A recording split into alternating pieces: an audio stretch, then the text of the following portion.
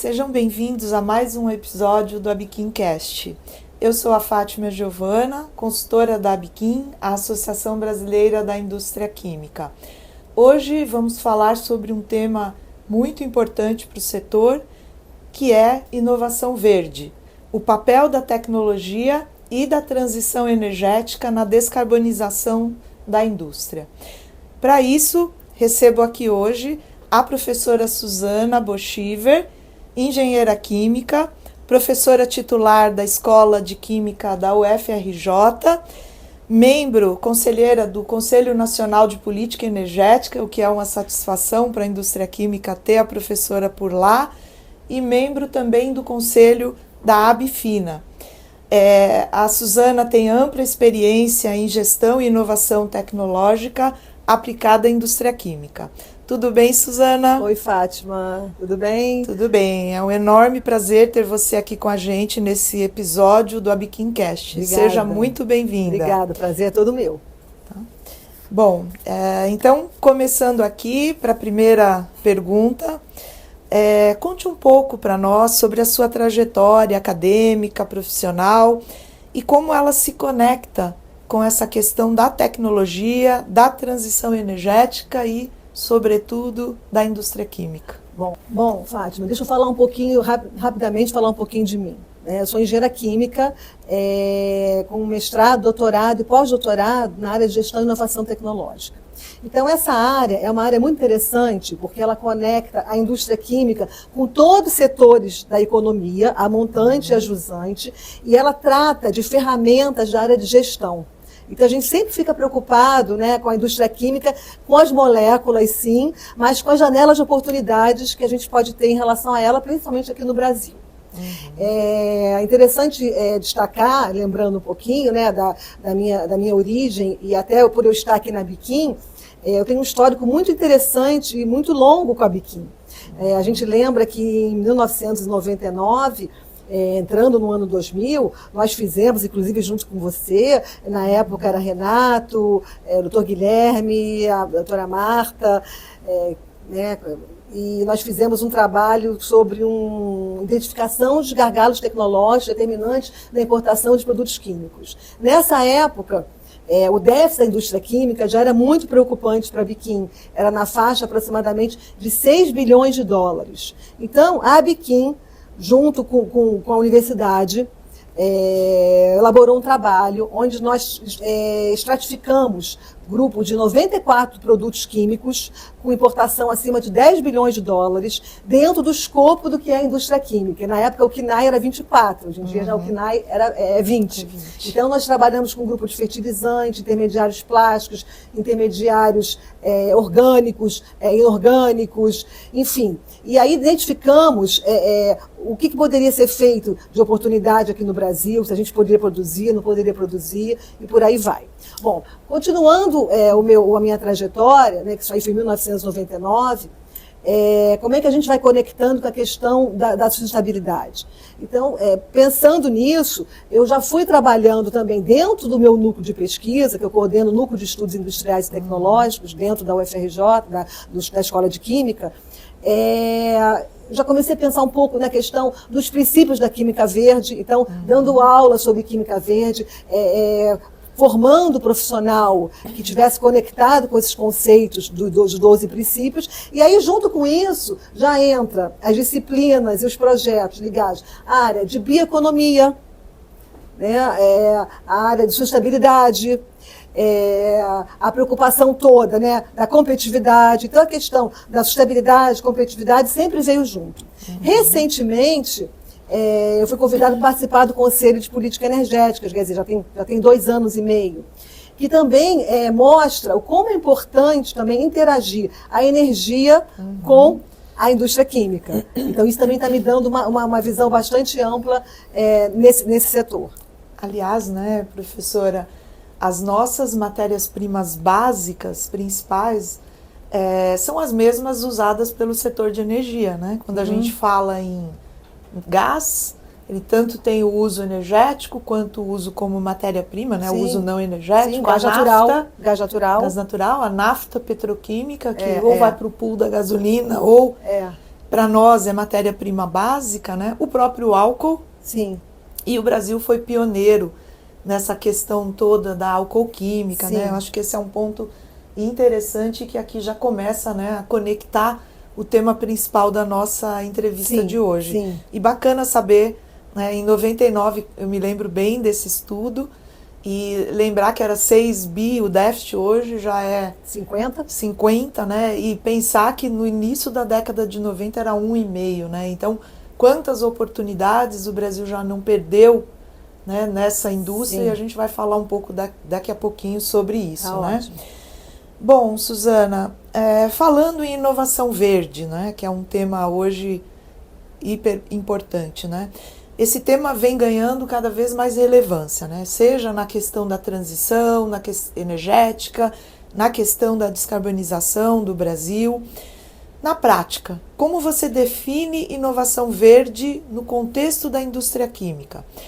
E como equilibrar custos, competitividade e sustentabilidade, né? Olhando inclusive a atual fase de competitividade das indústrias químicas brasileiras. Sim. Bom, então, quando a gente pensa em inovação, é aquilo que, dentro da teoria de inovação, é aquilo que entrou no mercado e deu lucro, é aquilo que está acontecendo no mercado. Né? A inovação é imprescindível, seja inovação radical, seja uma inovação incremental, a gente tem que estar inovando sempre para ser competitivo.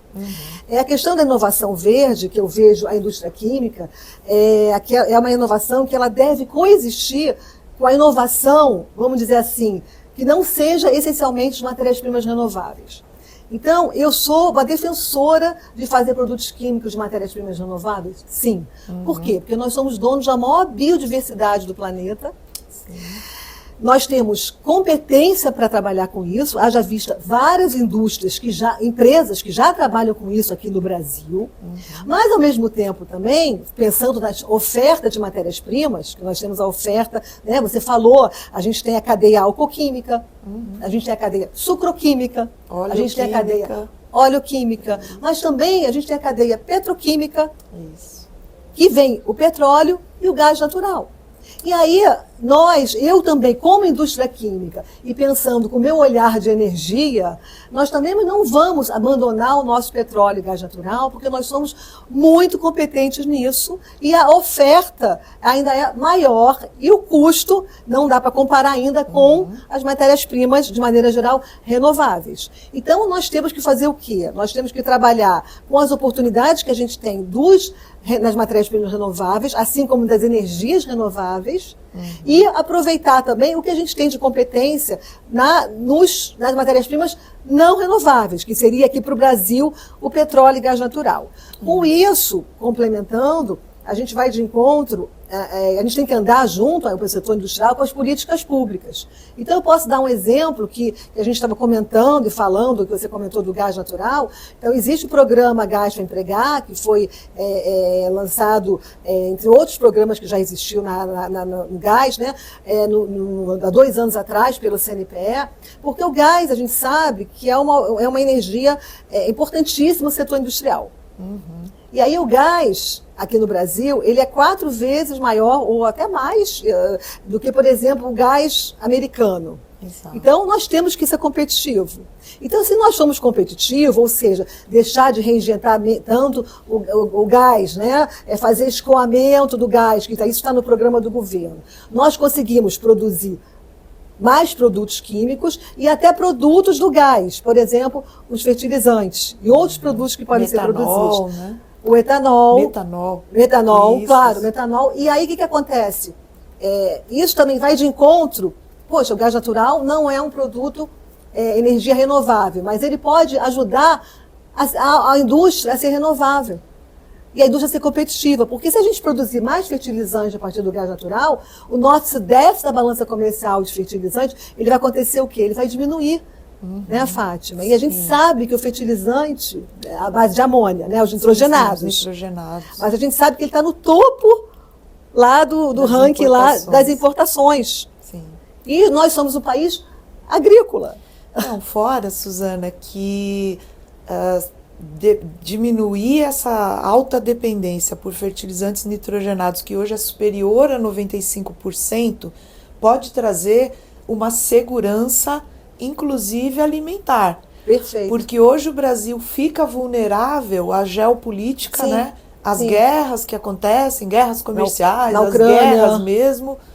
E aí a gente pode ficar, né, à mercê da importação desses produtos que hoje são uma ameaça geopolítica, né, desses países. Tem tudo de bom. Isso. E aí, complementando já, até estou me adiantando um pouco, talvez a outra pergunta que a gente vai passando, né, quando você faz a questão, como é que você conecta, né, a inovação verde e tal. A gente falou de química verde, a gente falou de bioeconomia, mas eu não queria deixar de falar de economia circular. Então, a economia circular, ela passa, né, pelo conceito de você não tratar a cadeia produtiva onde você vai jogar fora e não vai reaproveitar, por exemplo, os resíduos. As coisas circulam, são reaproveitados. Então, aí nesse aspecto, quando você toca no ciclo de vida do produto e na circularidade, você acha que a gente consegue equilibrar melhor a questão ambiental, o equilíbrio econômico e da competitividade e também o reputacional? A gente consegue ter uma melhora, até trazer o produto para a produção quando a gente olha nesse aspecto do ciclo de vida todo do produto? Sim. Por exemplo, a gente pode dar um exemplo do biogás. Né? O biogás é um exemplo típico de economia circular, porque você pode fazer biogás de lixo. Nós somos no ranking, nós somos na posição lá, o 4º país do mundo, ou 5º, que mais produz lixo. A gente pode fazer de palha, a gente pode fazer da vinhaça. Então você aproveita muitos resíduos também, você usa um gás que não ele não é renovável, mas ele é um dos não renováveis, é um do mais puro. Ele tem uma densidade energética muito boa e também aproveita ele e faz produtos dele também.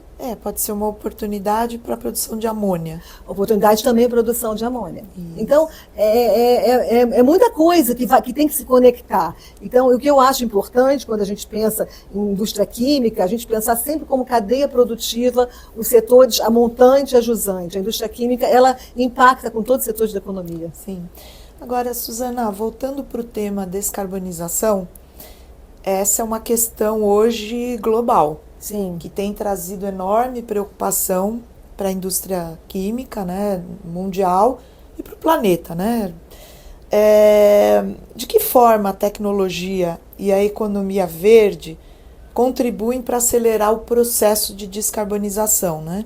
Especialmente em setores energointensivos ou, como a gente costuma dizer, né, que tem aqueles setores industriais que são os hard to abate.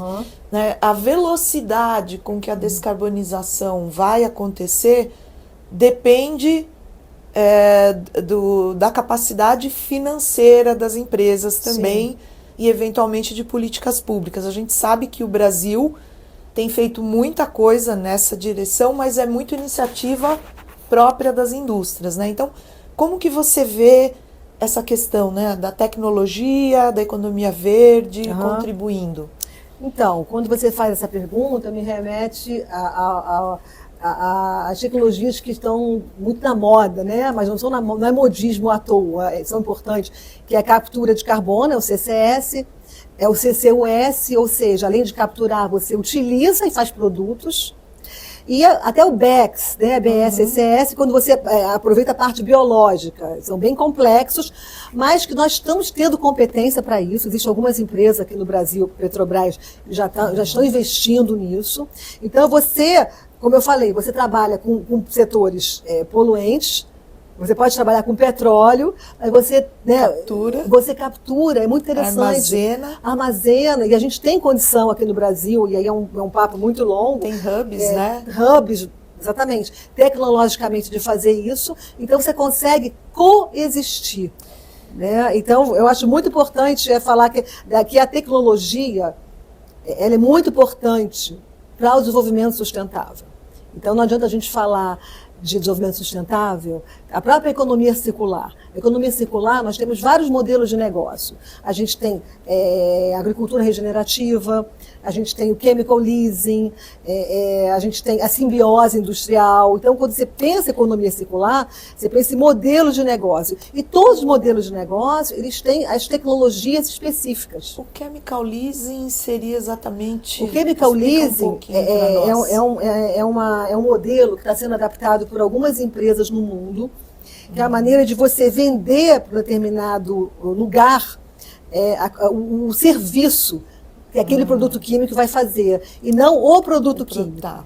Então isso, eu estou simplificando, também. Então isso faz com que não tenha desperdício de produto químico. Então, se, por exemplo, um hotel aqui no Brasil, ele ganhou um prêmio de chemical leasing alguns anos atrás, porque ele precisava limpar tantos quartos. Então, ele não comprava produtos químicos, ele comprava, qual os metros quadrados que deve precisar ser limpo. Então, a empresa fornecedora, ela fornecia exatamente o que precisava. Então, era interessante, porque o hotel ficava dependente, no bom sentido, da empresa fornecedora, porque ligava para lá, eu quero limpar, eu vou precisar de tanto, e não tinha desperdício desses produtos químicos. Essa é uma prática que está sendo usada no mundo. E também tem aquela questão das plantas com escala pequena, né? Principalmente em cloro, já se fala também em amônia, né? Isso. Produzir com uma escala bem reduzida e ampliar o universo de plantas, né, em pequena escala, para estar mais perto do consumidor, diminuir risco logístico. Exatamente. Né? E a gente vê, Fátima, tanto na universidade e também andando pelo mundo afora, e contato com empresa e governo, o que a gente tem um potencial muito grande de resolver nossos problemas. Sim. Então vamos em frente resolver. Você é especialista em estudos de roadmap, né, tecnológico.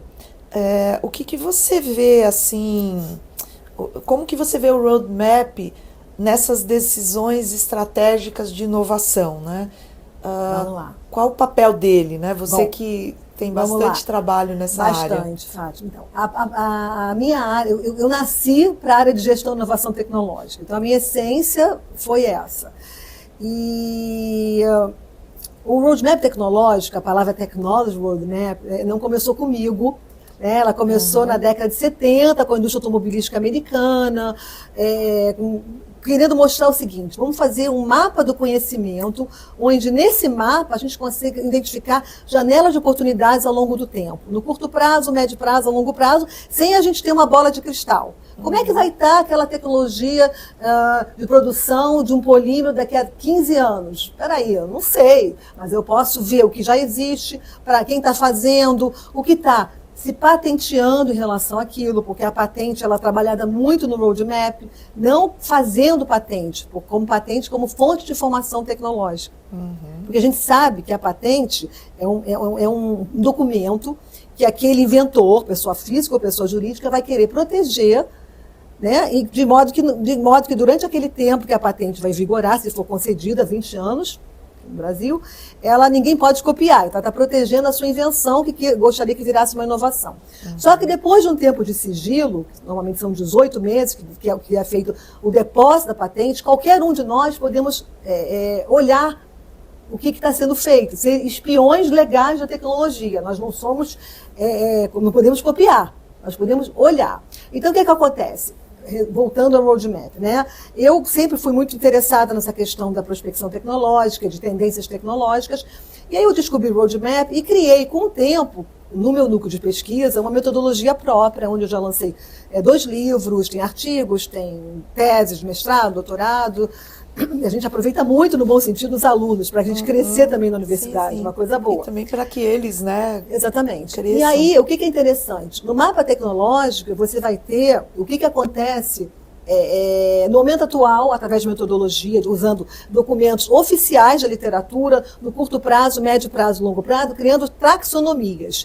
Então, as análises não são análises big data, são análises microdata. A gente tem uma leitura, análise, a gente às vezes usa software de conhecimento, gestão do conhecimento, e vai mostrar para onde que está indo. Quem usa os mapas tecnológicos da gente?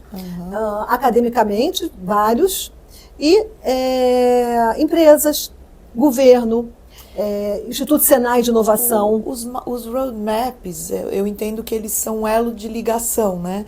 Entre as metas que se quer alcançar e a realidade operacional do momento atual, né? Sim. Os roadmaps poderiam ser um instrumento para a criação de políticas públicas, olhando as tendências, né? E olhando para as políticas atuais, você enxerga uma ligação entre os roadmaps que você trabalhou, né, para descarbonização e os programas atuais de governo? Com certeza. Vou dar um que, vamos dizer assim, não seja, a gente tem alguns de CCS, de CCUS. Vou pegar um caso interessante do sisal. O sisal é uma agave, é uma matéria-prima que a gente tem, que a Bahia é um dos maiores produtores de sisal. Sim. Qual era a preocupação na época do governo da Bahia? Esse foi um roadmap para o governo, que foi intermediado pelo Senai da Bahia, o Instituto Senai de Inovação da Bahia. Peraí, nós temos sisal aqui, muito sisal, e é sisal com baixo valor agregado.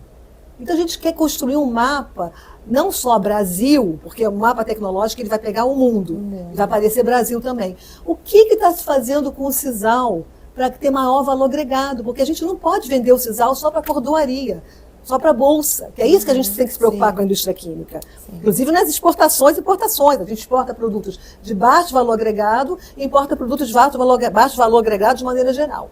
Então esse trabalho, foi um trabalho do sisal que foi interessantíssimo. O que ele mostrou? Movimentos de vários players, inclusive aqui no Brasil, na área de cosméticos, na área alimentícia, usando o suco de sisal como antioxidante na área de cosmético. Então você vai comprar daquela empresa um cosmecêutico, que a gente chama, né, que é um cosmético com qualidade terapêutica, e você está usando o suco do sisal para agregar valor. E aí a gente tem sisal à vontade. Então a preocupação é a gente aproveitar os produtos, isso o roadmap mostra, né, para você poder ter maior valor agregado. E eu entendo que dentro dessa questão da descarbonização, um dos focos deva estar no, né, que eu imagino, né, aí você pode confirmar, substituição das atuais matérias-primas fósseis por matérias-primas renováveis, né, ou ligadas aos bioinsumos, né? Você vê essa tendência nos roadmaps? Porque eu entendo que o sisal é um caso, né? Ele substitui alguma matéria-prima de origem fóssil para cadeias importantes, né? Sim. Como a de cosméticos, por exemplo, né? Que outros casos você poderia citar? A gente pode ver o trabalho com ácido hialurônico, por exemplo, que ácido hialurônico é um produto que é bio, né? E que é muito usado na indústria de cosméticos, na indústria da beleza, né, hoje em dia, e é caro. A gente vê vários produtos que podem substituir, mas ao mesmo tempo, quando a gente traça o mapa, a gente produtos que coexistem. Então a gente vê empresas que trabalham com aquele produto pela rota bio, mas aquele produto também pela rota não bio. A gente vê muito isso, sabe, Fátima? Então, que eu acho que isso que é interessante. Eu não acredito em substituição. E nem defendo a substituição. Sim. Eu acho que a gente tem que coexistir. Complementariedade. Complementariedade, né? E com processos cada vez mais limpos, com menos resíduos, usando lá os princípios da química verde, da economia circular. Agora, a gente tem que coexistir. Então tem vários trabalhos que eu poderia estar citando. Tem um trabalho que eu fiz também para ele sobre adesivo sustentável, adesivo de alta performance. O sustentável era feito de matéria-prima renovável e o de alta performance não. E eu me lembro que a gente colocou no mapa que o mesmo player, a gente chama player porque era empresa, ela trabalhava com os dois. Então, eu me lembro que na época a gente fazia o nome do player, o logo, e botava 2 setinhas, uma de cada cor, mostrando que esse mesmo player estava trabalhando com os dois. Entendeu? Agora, para essa questão, né, de a gente ter uma matriz de matérias-primas, mais diversificada, porque o Brasil tem condições, né? Você falou de toda a biodiversidade, a gente tem muito gás, né, no Brasil. Quais são os gargalos que você vê hoje para que a gente possa juntar essa questão, né, dessa diversificação e, ao mesmo tempo, reduzir a pegada de carbono e a transição energética, né? Quais são os desafios e quais são as políticas que você vê hoje sendo construídas, né? Até olhando para o CNPE, que fez algumas... Sim. Aprovou recentemente algumas questões, né? Como que você vê isso? A gente tem... Vou começar de trás para frente, que aí eu vou tentar complementar o raciocínio e responder a sua pergunta. Nas políticas públicas, a gente tem as políticas públicas do Ministério de Minas e Energia, a gente tem o RenovaBio, a gente tem o combustível do futuro. Dentro do combustível do futuro, ele abre um leque muito interessante, que a gente tem Sustainable Aviation Fuel, que é o combustível sustentável de aviação. A gente tem a política do biodiesel, que aumentou o percentual, inclusive, do biodiesel na mistura do diesel, agora foi para 15%. Isso. A política de incentivo ao etanol, que aumentou também recentemente, passou para 30% o percentual do etanol na gasolina. Tudo isso, direto ou indiretamente, está favorecendo também o incentivo, que a gente gostaria que acontecesse assim, à produção das nossas matérias-primas. Que, por exemplo, a gente não faz biodiesel só de soja, mas a gente faz muito de soja, é o principal matéria-prima. Então, como vai funcionar isso, né? O etanol da cana-de-açúcar. E, ao mesmo tempo, pegando um gancho também com química, a gente sabe que a gente tem a empresa, a Braskem, do polietileno verde, né? Ela trabalha com álcool da cana-de-açúcar, né? Que vai precisar também da cana-de-açúcar, que vai servir também para o álcool para a energia. Então, o álcool vai para a energia, o álcool vai para a cana-de-açúcar, né? A empresa, pensando na oleoquímica, óleo de palma, da Oxiteno, sim. Não é isso? Palmiche, também, né? Óleo de palmiche, não é isso? E aí você vai também incentivando uma coisa puxando a outra. Pensando na indústria química, também a gente sabe que que a Biquim está ligada também com várias políticas, tanto de economia circular, clima-tempo, né? Então ela não está longe disso. Ela está conectando o tempo todo com isso. O que eu percebo, né, é que essas políticas, essas que você citou, né, do combustível do futuro, elas trabalham muito em criar demanda, né? Essa pode ser uma saída também, né, para os produtos verdes, né? Se a gente tiver uma política que cria demanda,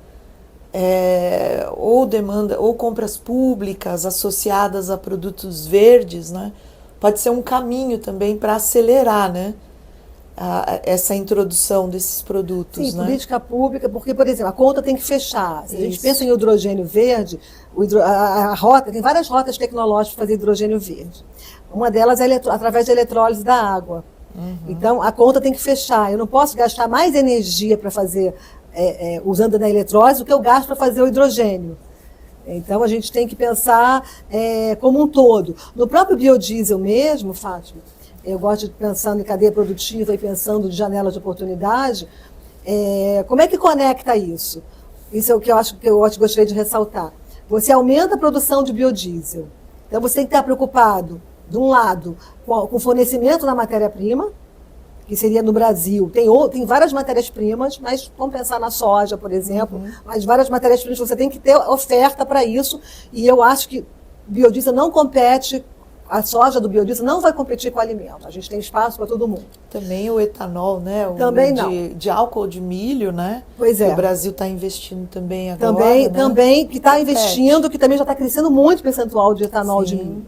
Agora, quando você faz o biodiesel, tem uma questão de sustentabilidade muito importante, porque para cada 10 quantidades de biodiesel, eu digo 10 toneladas, 10 quilos, uma é de glicerina. A gente estava conversando sobre isso. Sim, né? E aí a glicerina é um produto de baixo valor agregado, a glicerina pura. Bruta, né? Que você haja sabonete. Né? E é barato. Só que já tem estudos, inclusive na UFRJ, e também existem em outros lugares, inclusive empresas que a gente conhece, que trabalham com a glicerina como produto de maior valor agregado. Como, por exemplo, aditivo para combustível, que é um produto químico. Mas essa glicerina que sobra no processo do biodiesel hoje, ela é exportada. E o Brasil acaba importando uma glicerina purificada. Sim. Não sei se esse é o nome técnico, mas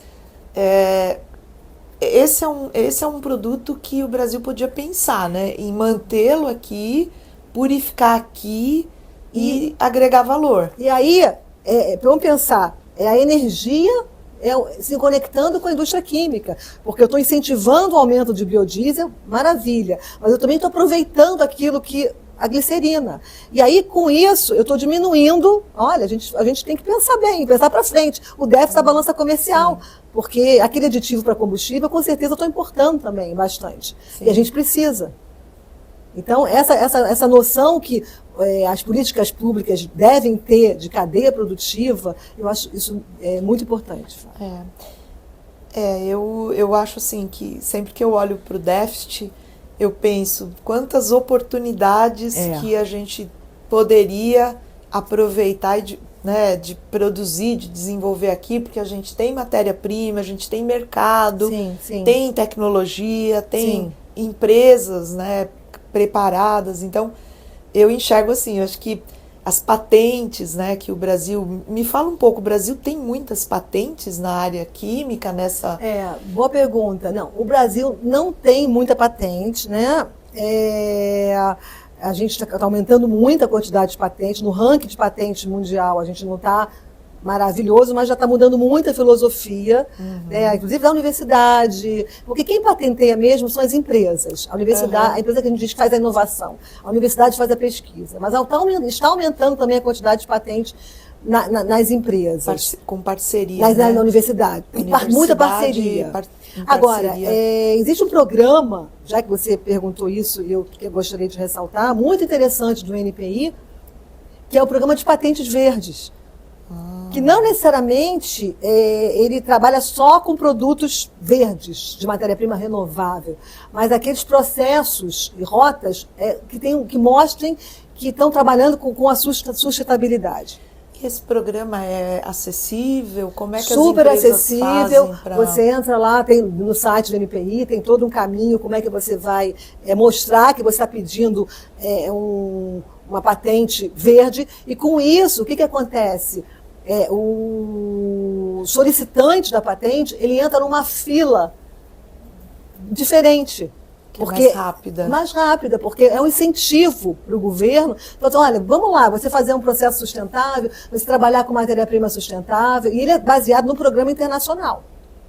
Então, com isso, você incentiva. Isso é super interessante, que eu acho. Os recursos para financiar vêm de onde? São de governo? De financiar como assim? A pesquisa.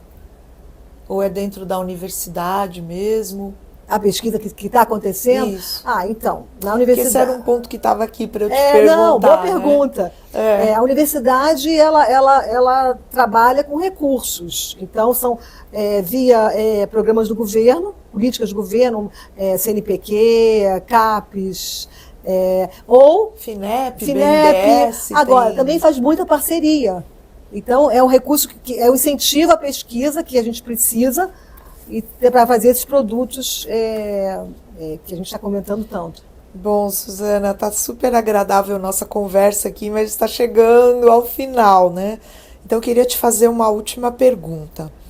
Você é pesquisadora, é professora de graduação, de pós-graduação, participa dos conselhos, né, CNPE, Abfina. Que mensagem você deixaria aqui para os nossos ouvintes, para os interessados na indústria química, né, em relação ao futuro? Em relação a tudo isso que a gente acabou de discutir, né, questão de transição, descarbonização, diversificação da matriz, qual seria uma mensagem final aí sua para o nosso público? Uma responsabilidade, né? Então, eu acho que a gente não pode desistir da indústria química. A indústria química, a gente sabe, ela vai para todos os setores da economia. Um país, para ser forte, ele tem que ter uma indústria química forte. E como função, eu como pesquisadora, professora, eu passo para os alunos e para a sociedade a importância da indústria química na economia. E primeiro mostrando que tudo tem química. Desde o que a gente veste, o que a gente come, o que a gente... enfim, a gente está usando química o tempo todo. E depois, junto com isso, concomitantemente, ficar sempre atento, informado, e aí vem a minha área mesmo, né, que é a gestão do conhecimento, a gestão da informação, ficar conectado com o que existe no Brasil e no mundo. Porque você pode perder janelas de oportunidades. E claro, você vai ficar conectado, você não vai resolver todos os problemas do mundo, mas você tem que ficar conectado porque a gente tem muita oportunidade aqui no Brasil. Tem muita oportunidade. Agora tem que saber achar essas oportunidades. Sim, a gente tem muitas vantagens comparativas. Comparativas. Né? Precisamos ser mais competitivos, né? Precisamos ser mais competitivos, nós temos, né? E precisamos mostrar, fazer um marketing. Eu acho que, às vezes, eu penso que falta um pouquinho de marketing do nosso setor. Mostrando a importância que a gente tem sobre isso e como é importante a gente dar. Esse é um setor que dá emprego. Porque essa questão do déficit é muito preocupante, porque nenhum país é autossuficiente em tudo, mas você importar tanto e produzir tanto, e as barreiras vão acontecendo. A gente estava conversando há pouco sobre o REACH, mas muito mais recente a barreira em relação ao carbono, a quantidade de carbono, né? CBAM. Quer dizer, você vai exportar para a União Europeia e, além disso, tem um custo que vai ser bom para o Brasil se for ao contrário, a seta ao contrário, mas você tem um custo em relação a isso. Então, como é que você vai ser competitivo em relação a isso? E não tornar isso uma barreira, né? E mostrar sempre as janelas de oportunidade, que é o que a gente tenta mostrar, inclusive nos mapas tecnológicos. Não, perfeito, Suzana. Muito boa a tua visão. E, enfim, eu agradeço muito por você compartilhar esse teu conhecimento. É muito pouco tempo aqui para a gente falar de tanta coisa, né? Você tem um vasto conhecimento, experiência. Foi uma conversa extremamente enriquecedora sobre os caminhos aí possíveis para uma indústria sustentável e inovadora. Bom, enfim... Eu que agradeço, foi muito bom conversar. Poderíamos estar conversando aqui mais de uma hora, né, Fátima? A gente faz mais um episódio do podcast em breve. Então, esse foi mais um episódio do AbiquimCast, com a participação da professora Suzana Boschiver, da Escola de Química da UFRJ. Para saber mais sobre a atuação da Abiquim, siga as nossas redes sociais e acesse o abiquim.org.br. Nos vemos em breve no próximo episódio aqui no AbiquimCast. Abraços!